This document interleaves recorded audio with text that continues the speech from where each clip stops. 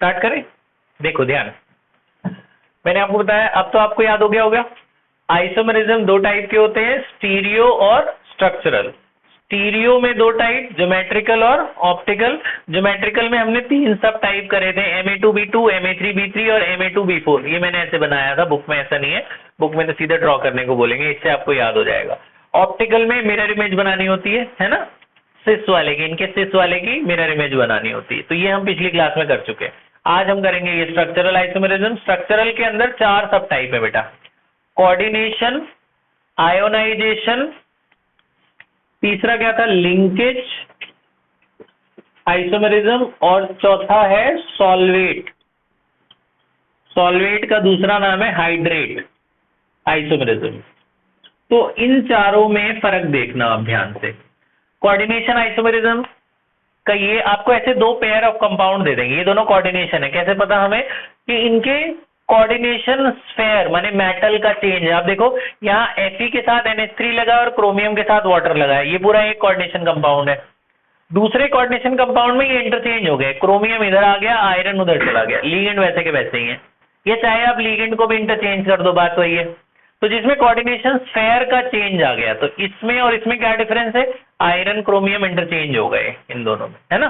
तो इसमें ये फर्क है। तो ये दोनों एक दूसरे के कोऑर्डिनेशन आइसोमेर है, इनके मेटल चेंज हो गया।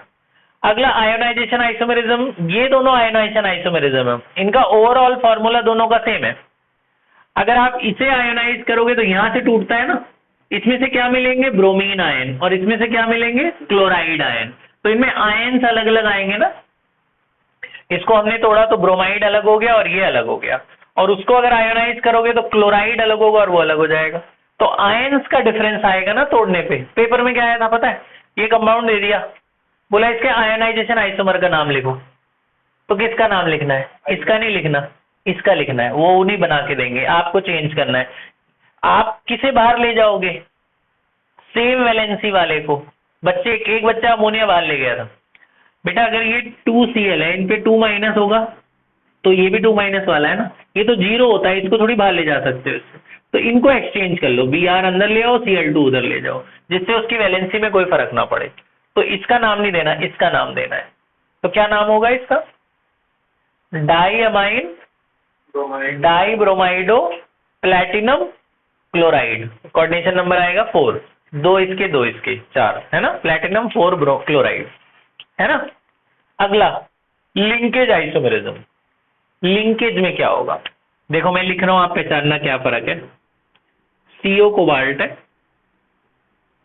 NO2 CO कोबाल्ट है, Cl2 NO2 plus CO Cl2 ONO plus. क्या फर्क है दोनों में, ये दोनों एक दूसरे के लिंकेज आइसोमेरिज्म। क्या फर्क दिख रहा है आपको, देखो ये तो सेम ही है दोनों में, इनमें तो कोई फर्क है नहीं, तुम्हें दिख नहीं रहा फर्क। ये NO2 है और ये क्या है, ONO। तो NO2 में नाइट्रोजन बॉन्ड बनाता है और ONO में कौन बॉन्ड बनाता है, O। तो लिंकिंग एटम का फर्क है ना, इसमें नाइट्रोजन जुड़ा हुआ है मेटल के साथ, इसमें कौन जुड़ा हुआ है, ऑक्सीजन है। तो ये भी NO2, ये भी NO2, किसका फर्क है, लिंकिंग एटम का, इसलिए उसे बोलते हैं लिंकेज आइसोमेरिज्म, समझा। ऐसा भी हो सकता है जैसे ये NO2 में यहाँ पे लगा दूं CN और यहाँ CN की जगह में लगा दूं NC। यहाँ साइनाइड में कार्बन जुड़ा हुआ है, इधर कौन जुड़ा हुआ है, नाइट्रोजन जुड़ा हुआ है। तो ये दोनों कौन से आइसोमेरिज्म है, लिंकेज आइसोमेरिज्म। तो अभी जो था मैं वही कर देता हूँ, NO2 और ONO। फर्क समझ में आया, ठीक है। लास्ट वाला देखो, लास्ट वाला है आपका हाइड्रेट और सॉल्वेट आइसोमेरिज्म। 4th का एग्जांपल ध्यान से देखना और बताना। Fe H2O whole 6 Cl Cl2 या H2O होल 5 Cl Cl2, ठीक है। अगला देखो इसका solvate isomerism, Fe H2O whole 4 Cl2 Cl H2। क्या फर्क है, इसमें 5 वाटर अंदर है, एक बार है ना, 5 अंदर है और इसमें 4 अंदर है, 1 बाहर है। तो जब वाटर का डिफरेंस आए इसलिए हाइड्रेट लिखा हुआ है। हाइड्रेट माने पानी, सॉल्वेट माने भी पानी।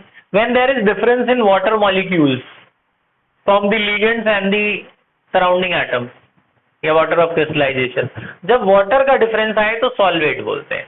चारों समझ में आ गए? कोऑर्डिनेशन में किसका फर्क आता था? कोऑर्डिनेशन स्फेयर का।